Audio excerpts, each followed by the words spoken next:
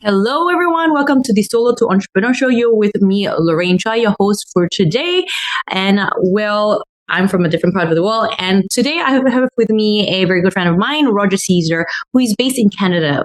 We'll be talking about the concept of first impression as well as public speaking, or rather the thought of being a leader within your company or within your business itself. So welcome, Roger, to our podcast today. Hello, Lorraine. Thank you very much for inviting me. I'm so happy to be here with you. Now, Roger, we spoke before today about how we've met a lot of business owners and high six figures people in terms of their industries. It doesn't matter which part of the industries, but we spoke about how all of us, majority of us, have a similarity in terms of the transition of introvert to extrovert, as they say. What's your thought, or how did you transition from an introvert to an extrovert? That is a great question. For me, I knew that as a child, I was that introvert. I was very shy, didn't want to be around anybody. Usually I used my athletics to speak for me. As I got older, the idea was to start trying to get myself out there more, be more of a communicator and start trying to understand the value of a voice. And when I got into an organization called Toastmasters because I was a business owner myself for 28 years. And I learned very quickly that I needed to be able to think on my feet anywhere, any place at any time. And I had a situation that happened that really propelled me to say, look, this is a problem with me. If I know you, I'm great. But if I don't know you, I find it very difficult to start up a conversation. So let's cut to the chase, though, for those people that are listening, because some people, they either inherit a business, they're stuck to where they are, and they want that complete change, or they are, they think that they can't do something, right? So for us, from someone that is introverted, there is always a possibility of change towards being an extrovert per se, be it a controlled extrovert, as you said, by just a switch of a button where you're suddenly an extrovert and very conversive person in the industry, isn't it? Mm. I wouldn't say that it's just a switch. I think it comes over time, and it comes with your comfort level and how you feel, because there are a lot of great, successful business owners that still do not have the ability to have great conversations with people or feel very comfortable in those public settings. And I've worked with a lot of those individuals as well to help them to develop those skills. So it's something that has to come over time, and you have to get to a level where you start to feel comfortable being uncomfortable in those situations. So it's being comfortable, but also being confident, because the more we do something, the more confident we are and the more comfortable we are in doing something, isn't it? That's right. And if you constantly are working on it, it's like anything else in life. If you are constantly working and honing those skills, they get better and better with time. So let's go back to the story of you being in Toastmaster, because we spoke about this, how I also was in Toastmaster, surprisingly. Oh, yes, right. And the thing with me was I was such an extreme introvert that I remember sharing with you the story where by the time it took me courage to put my hand up, it's like, oh, sorry, wow, thank you for today, everyone. We'll see you next week, So for you to be an introverted person coming into Toastmaster, how was your growth progress there? Like, what was the routine? Like, did you have a chance to speak? Yes. To say. So I have always been a person that challenges myself, and that's from the athletics part of me. Whenever a coach challenged me to do something, it was something that kind of turned on a switch and said, oh, well, if you're saying I can do this, or if you're saying that I could do better at something, I challenge myself always with regards to that. So when I got into Toastmasters, that challenge was already there from that situation that happened when I walked into a supervisor's office that I had no idea about. He was brand new to one of our long-lasting customers. And when that happened, I challenged myself to say, I don't ever want to feel intimidated ever again. So the idea of when I walked into Toastmasters, I was taking on anything, the roles that they have. I was taking every role on because I wanted to speak. I wanted to feel confident in speaking. And what happened is when I did my very first speech, I've always talked about this story publicly. I did my very first speech, and there was a gentleman sitting to my left, and his name was Sanjay. And when I finished speaking, he came over to me, put his hand on my shoulder, and he said, "You will be a champion one day. I can feel it." Now, whoa. To hear somebody say that who was a seasoned member of the club, I literally laughed in his face right away. First thing I did, and I said, there's no way that's going to happen. But the more he kept saying it to me, that feeling, that desire to become better at this started to really push itself for me. So the thing we have in common is, number one, it starts with our decision to change, isn't it? Our decision to go, okay, I need to do something in order to come out of my comfort zone to be someone, because I believe, it's that belief, isn't it?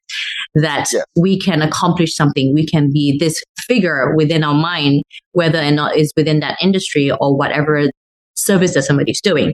And number two, it does help when that one person, could be a random person, as you mentioned, that has that sight or foresight and that understanding and the confidence and also the belief that you as a person or that I as a person is able or capable and capable of doing something amazing in the future.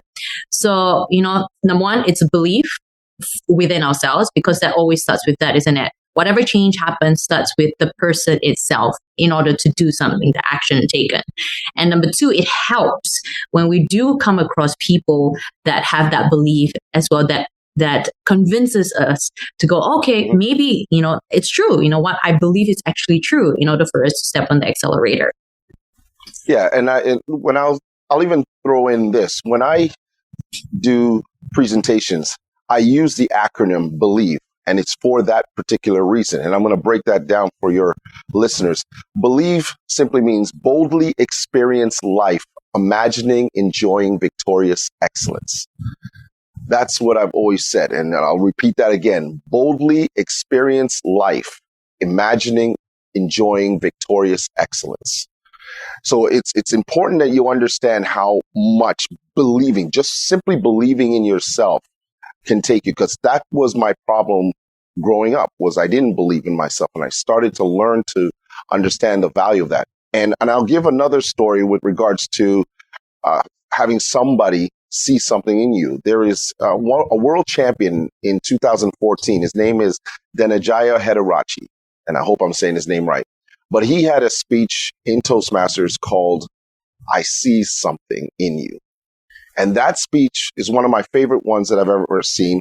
I love it only because of the fact that it really reiterates the fact that when somebody can actually see something that you don't see in yourself and really helps you to hone that belief, that can take you and propel you to different levels that you didn't imagine. I completely agree with that. Like, that's why I do what I do in terms of the coaching business. I coach people where I see, potential. And the thing is, majority of people I see has that potential. Whether or not they want to take that step forward, it's up to them, isn't it, with that decision. Now, give us three communication skills that you can share with us for those entrepreneurs or people in transition towards, how they can improve themselves or their public speaking towards confidence. Yeah. Number one is listening. The number one key is listening. Develop your skill as a listener, a good listener, because sometimes what happens is when you're not listening to what is being said to you, your communication towards that person automatically is diluted because of the fact that you haven't taken the time to listen. So the idea for that is to reiterate, or better yet, repeat what the person has said in a summary version so that they know you have heard them well enough. And if you have made any mistakes, they can correct you on it. And then you give your version of what you feel in terms of what you want to say as a leader. It's like confirming your understanding towards what you heard. That's right. I don't know how many times I know myself, and I could say that wholeheartedly. There have been times when I jump the gun and I'm thinking they're thinking one thing when they say, no, that's not what I meant. And I don't know if anybody else has ever heard that. That's not what I meant. So you try to avoid that from happening. The second thing is to have empathy. as business owners, we have to learn to have empathy in situations. Sometimes we feel we can handle and answer anything that is given to us a certain way, and we say it the way we feel. But we also got to understand how the person who we are discussing or the client, how they feel in that situation. So we always got to have empathy when we're dealing with any type of situation in business. And then the third thing is how. And I call it, that's the word, how. And how simply means how you deliver your message. How do you deliver your the way in which you want the client to absorb what you have to say? If it's aggressive, are you showing that you lack the confidence? Are you showing that you are being too pushy in a situation? How you deliver depends on how a person will receive it. So again, it is listening, it is empathy, and how. So the way that I hear it is listening, it's the input. The empathy means the processing to make sure that you're understanding the communication. And then the output is the how, in terms of communication, to where it comes out the way that you want it to be. So the in, processing, out. There you go. Now, see, I'm trying to simplify it in different ways. So, some people can look at it with listening, empathy, and the how. For me, it's like, okay, how can I make it work where somebody else can remember this process, the in, process, and the out? There we go. Now, well, for me, when I did my business, it was working that 9-to-5 job on top of my own business, because I actually started my business actually in my late teens, because my mom's an entrepreneur and my dad's an entrepreneur. So I grew up in an entrepreneur family such as yourself. So that was my journey. For you, it was, and I love your story, how I'm going to share this. Your story is you went down the route of wanting to be an accountant, and then later on going into your dad's business, and then coming out as a professional and international public speaker and coach and consultant. So how was that process in regards to what were the experiences in a short form, in a summary of your transition from your accountantship to being into your dad's business to who you are today? Well, I could sum that up very quickly. You have to know who you are, who you want to be. I was under a lot of shadows, thinking that that's who I wanted to be.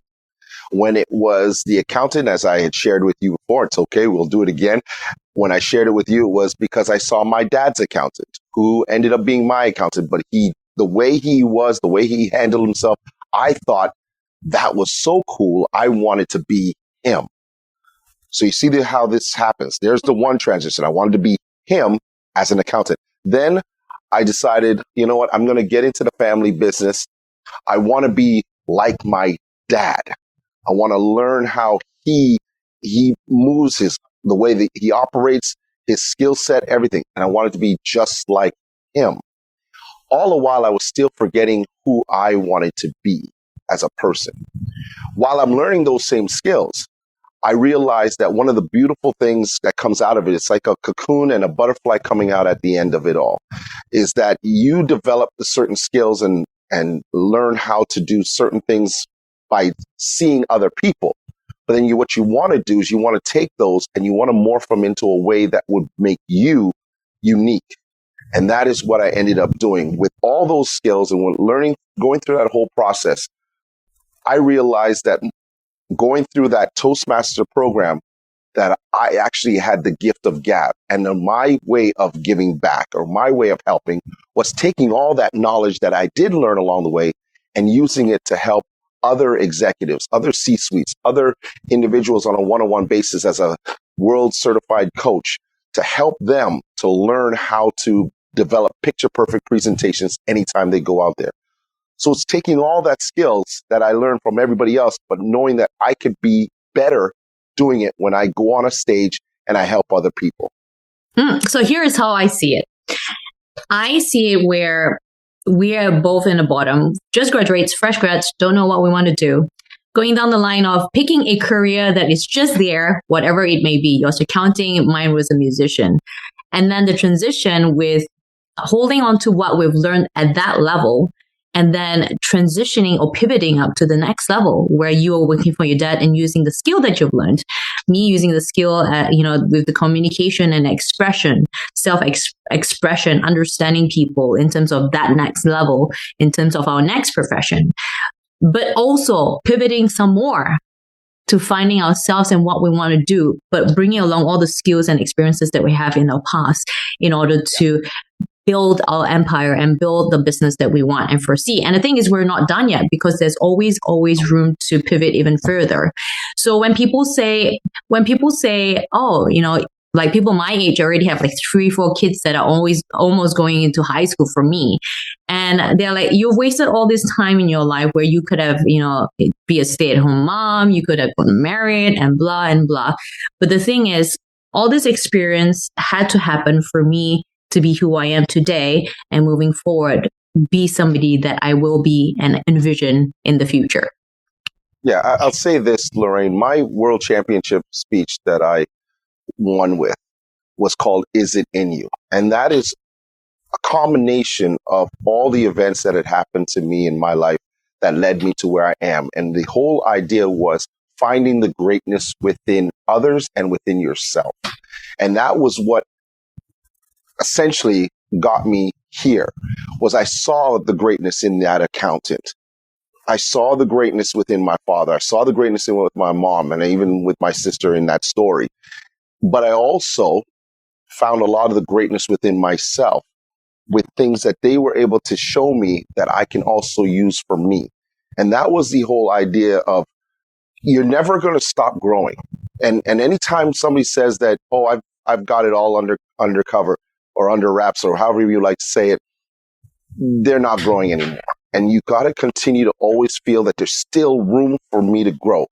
Even now, with all the success I've had in Toastmasters, I still go to my club meetings. I still go. And why is that? Even though when people see me there, they say, oh my God, you've done everything. Why are you here? Because I could still learn. There's always something that I can learn at every meeting, whether it's learning about someone and their journey, or whether it's a new style in which they deliver something from an evaluation perspective that I can now take that little piece and use it when I am out there with corporations or one-on-one and I'm evaluating. Hey, I never knew you could actually evaluate like that. So you're always learning and you have to allow yourself to be that way. And allow yourself to evolve because especially in our generation, like the way that people think and communicate changes, right, through the years. So it's by always being present where we understand that change and we can evolve through and with that change in order to serve people. Now, with you being a parent, this is an interesting one because I'm not a parent myself. But with you being a parent and you being so busy in terms of your business and your travels and working with a lot of different people, how have you brought your goals into such high achieving individuals? How do you find that time? What's your 3 tips in terms of how parents out there who are also entrepreneurs or in transition, where they don't feel that guilt of trying to build their success as well as also being an amazing parent at home?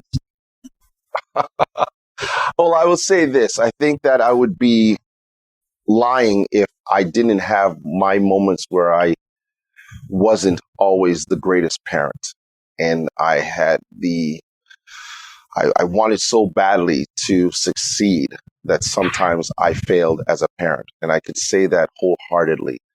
But one of the other things that I started trying to do more than anything else was involving my kids in stuff that I was doing and also allowing them to enjoy what they wanted to do. I thought I had to be a part of my dad's business at the time. Now, I'm not saying I didn't like it. I did like it and I learned a lot, but I thought it was incumbent of me to do it. Whereas I have told my children, you be you. You learn and develop your skills. I'm going to let you also learn this because I also feel that it's important that you at least learn the family business, learn about communication, learn about leadership skills, along the way. But I want you to do your things. My oldest daughter is a physiotherapist, works hard with different individuals, and is sometimes working even with one of the professional teams in the city. My youngest daughter is in her second year in law. And I often make a joke. I say, well, you know what? If I get hurt, I've got one child that can help me get better, and the other child, if I get in trouble, I'm doing good. I'm doing good. But, I don't necessarily have 3 tips on that. But what I will say to individuals is understand that you have to make time for family. That was the one thing that I didn't do early. My kids are a lot older now, but they understood, because what I would do is I would share. I shared my business experiences. I shared things with them and helped them in their transition in life. Things that I knew that they would need that would help them. I would be there to share those things with them, those lessons in life. I would share that with them. As well, I would take time, which is something that I missed out on with my father. I would take time to listen to their day. It didn't matter. It did not matter what time it was, how tired I was. I took time to listen to their day. What happened in your day? What was going on? And then the third thing is that they see that I am a strong-willed person that goes all out to get what I want and try to be the best that I can be. And when they see that, they themselves want to do that as well in their own careers, in their own passions. They love seeing that in me. And I like seeing that they want to be the best as they move in their journeys in life. So I think that's, for me, what I, as a parent, realized. Number one, you got to listen to them. And it's actually the tip you pointed out just now is the listening, empathy, and then the how. Is right. Using it not only within the business, but it's also within the family, isn't it? In your Correct. Personal life. Correct. And that's what it is for me. I'm not perfect. I'll never say I am. But I think what I've been able to do is to help them to realize that being successful sometimes comes with these types of failures. But if you can acknowledge it and understand it, then you're one step further. So with being a parent and an entrepreneur, it's understanding that balance, and with sharing with people, like-minded people, in terms of your struggles, will also hold you accountable in terms of the success that you want to achieve. A lot of clients of mine that I've come across with is the guilt of wanting, to be that parent, that the parent that they never had on top of the success in their business. But it's the accountability, it's the consistency of not giving up. And also it's finding a coach that understands from a personal and from a professional aspect, where they can help you, or they can help a person create that balance within their lives towards, balancing between the personal as well as the professional level in order to reach, having the balance within the family, and also to push them towards a professional growth. Yeah. Now, I think as well, can I add something? I think as well, vacation time is very important too. Oh, yes. The rest time. Yeah, the rest time is very important. The recharge. We constantly want to be at our best as professionals. We constantly want to, there's a saying, when you're sleeping, the other side of the world is working to take your position. And I've always held that in my head a long time ago. I know that it's changed in various ways, but I've always remembered that from a long time ago. And so we want to constantly push ourselves because we don't want anybody to take that spot.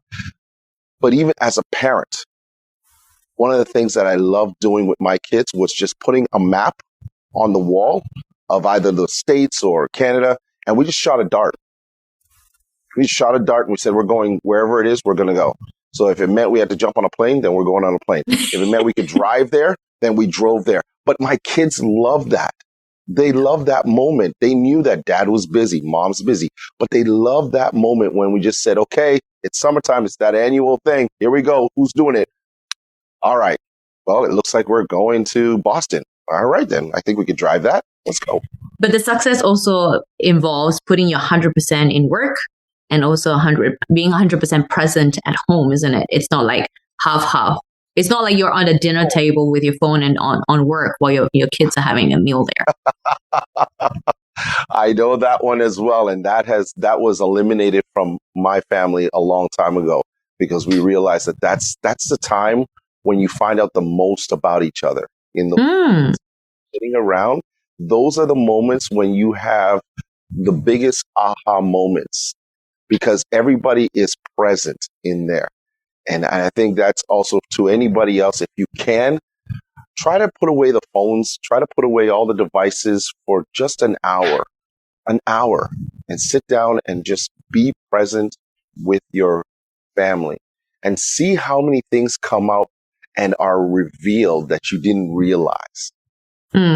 This conversation has taken a turn from public speaking to family. Well, we're still talking about public speaking. It's communication. All of it is a version absolutely of communication, right? All right. Now, looking back on your career, what do you hope your legacy will be in the world of business and communication? I'm hoping that people will realize, and for me, it's just that what I was able to do is show that a young kid who was shy, who did not know how to communicate, how to articulate himself in any way, shape, or form, can become a world champion speaker and has helped others to develop those skills, whether it be from the leadership perspective or the communication perspective, to find the greatness within themselves. I would hope that they would see that through it all, I've been that type of person that always is enthusiastic, always has that ability to bring out the very best in people, and always see what others couldn't see in themselves. And I have a saying that I always say, and that is, don't let fear fool you. Let it refuel you. Don't let fear fool you. Let it refuel you. Use that fear that you have in anything that you feel that you're lacking in. Let it refuel you to become better at it. Strengthen that. Use it to be the strength that you need to get to where you want to get to. One of my lecturers in at the conservatorium, which is where I did my music degree, he said, "Be friends with fear." Yeah, it's good. Be friends with fear. So it's understanding it and don't let it control you or take over you. It's being friends with it where you use it to your advantage and changing fear into excitement rather than anxiety. Yeah. Well, Roger. Someone once told me one time, that little boy that I always have here, and you're always trying to lock up and not want to have him come out. Sometimes what you just need to do is let him go out and play. Absolutely. That's it. That's right. Now, Roger has been working with Toyota and with educational institutions in Canada and other places as well. If you all are interested in knowing more about what he does or want to elevate in terms of your public speaking skills and your improving your first impression in terms of either within your business or just within yourself for a personal development, you are by all means welcome to reach out to him. Actually, go find him on his social media, follow him and like him. And then, see what you can gather in terms of what he does in his industry. I'll put all his link on the description. And if this has helped a lot and if you really enjoyed this podcast today, please do like, subscribe, and share this post today. Until next time, Roger, thank you for being here on this show today. Awesome. Thank you very much. I'll see you then.